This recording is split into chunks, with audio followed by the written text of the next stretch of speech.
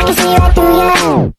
You seem like the type to love and leave and disappear right after the song. So give me the night to show you and hold you. Don't leave me out here dancing alone.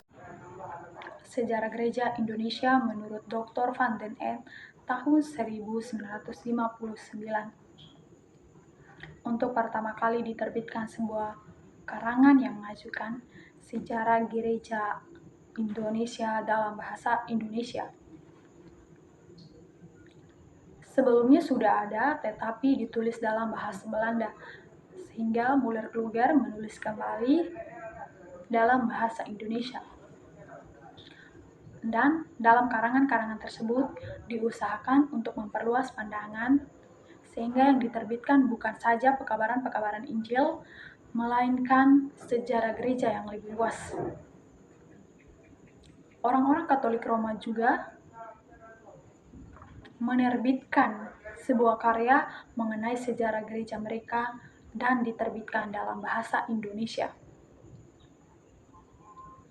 Seiring berjalannya waktu, peneliti sejarah sudah maju sehingga dianggap perlu menerbitkan sebuah buku yang baru untuk menggantikan buku Müller-Kluger. Ilmu sejarah gereja Indonesia adalah jurusan ilmu teologis, yang artinya bahwa buku ini dengan segala kekurangan bertujuan mempertimbangkan, menilai, dan mengkritik gereja dalam sejarahnya.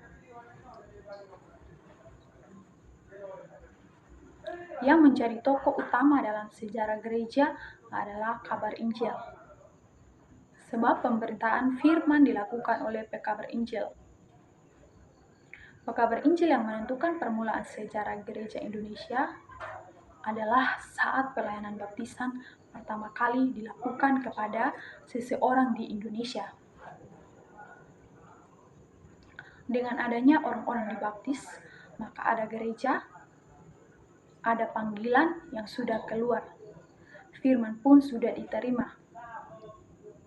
Bagi orang Protestan tidak menjadi soal bahwa yang pertama kali melakukan baptisan di Indonesia adalah orang-orang Katolik. Oleh karena alasan tersebut, maka penulis beranggap bahwa sejarah gereja Indonesia telah mulai pada abad ke-16. Ada pula yang menentukan tanggal terbentuknya sinode sebagai tanggal kelahirannya itu. Terjadi di GPM dan GMIN. Dalam buku ini, pengarang menggunakan periodisasi yang berdasarkan segi sejarah gereja Indonesia.